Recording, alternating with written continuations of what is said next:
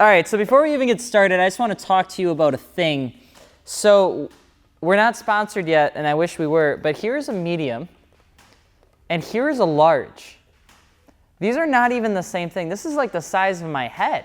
This is thick. And before you say that's what she said, I already get it. I understand that. We were just astonished. We actually went to Taco John's, and when Dakota ordered the large, she just literally looked at him and was like, "Are you sure?"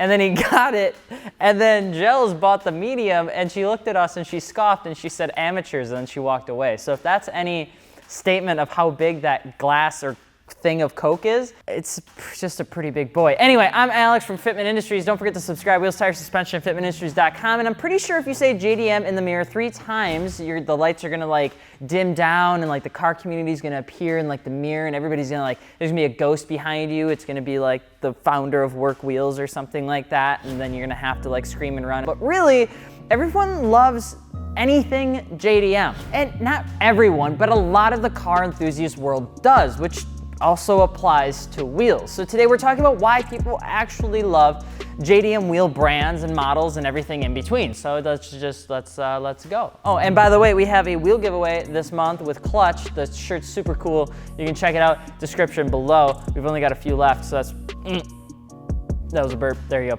All right, let's get back into it. It seems like anything worth anything in the car scene comes from Japan. And I mean, it makes sense. It takes time for perfect things to kind of manifest, and Japan has been into the cars and the car scene longer than a lot of other people. Because of that, they were huge in the first places of like anything that started to offer aftermarket wheels for cars.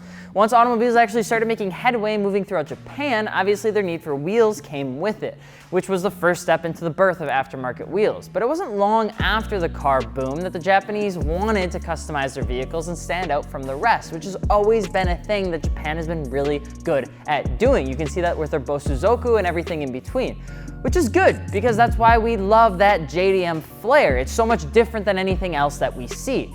That ultimately led to Weds being born in 1965. I mean, I don't even know you'll go into depth on these guys because you know who they are. They're like the popular kids in the high school, and they got all the cool stuff. It's like they want to be the cool kid, but they're not. They don't want to be the cool kid. Like they're like the Jon Snow of the aftermarket car community, and because they don't want it, it means everybody wants it. So pretty much nobody messed with them. And then the 70s, when racing started to really become popular, the normal consumer started racing just for fun, and then the vehicles and the wheels that they needed to have ultimately started to go into these aftermarket companies like Weds and like other companies that were coming up from the ground out of nowhere.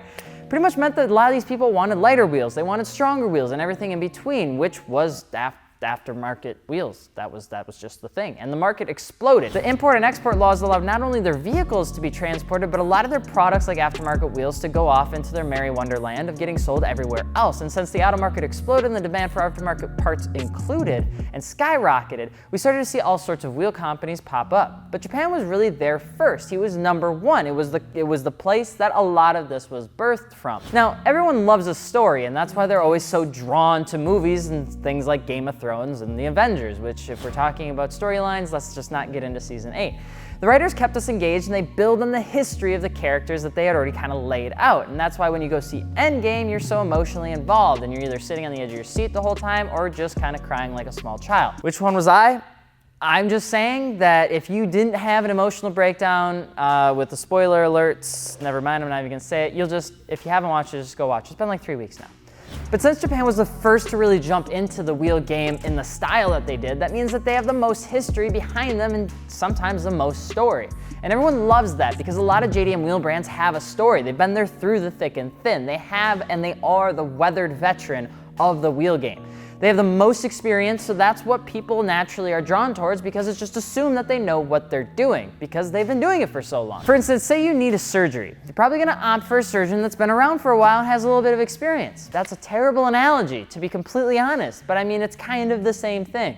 A lot of people just enjoy that. Now, you can say that the domestic brand also has a lot of history in the aftermarket wheel community, but it's actually not as much as the Japanese wheel community because of the fact that really the birth of the 50s and 60s in the domestic car scene still had to do with a lot of cutting, flipping wheels and repolishing and all that sort of stuff. The aftermarket wheel community wasn't as large and wasn't as prominent as a lot of the overseas wheel community. That doesn't mean that the domestics doesn't have, they have their light too, okay? So don't get angry. I'm just saying that a lot of times people are gonna prefer Japanese wheels, and that's where a lot of styling for most brands right now comes from. The Japanese tend to have a very distinct style and way of doing things, and while it might be a little strange to us, we can't deny the fact that they do have style, which you guessed applies to car wheels as well. JDM wheels have always been stylish and were made just kind of ahead of the curve. Domestic wheels were a little behind the JDM trend brand. Now granted, they still had designs for their own respective vehicles. It took us a little bit longer, It was like it was like being the older brother. You know how the older brother makes all the mistakes, the younger brother makes none of the mistakes, and then you're wondering why the younger brother never gets grounded, but you do. It's kind of like that.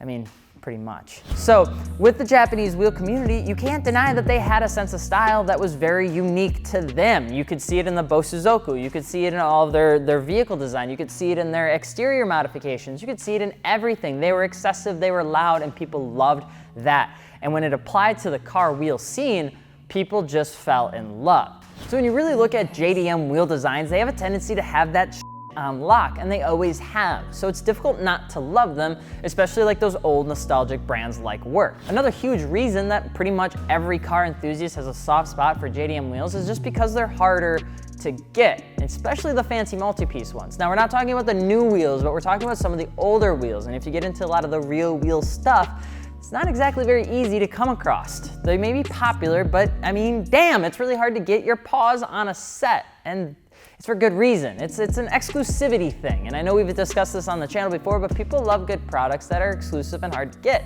It's just how the world works. It's why everybody loves their Yeezys and things like that. It makes products more desirable. And there's a reason that the exclusivity builds hype. You've seen it with all sorts of brands. You've seen it with Work and SSR, you've seen it with Volk, you've seen it with Rays, you've seen it with all of those JDM brands that have a tendency to do exclusive kind of stuff.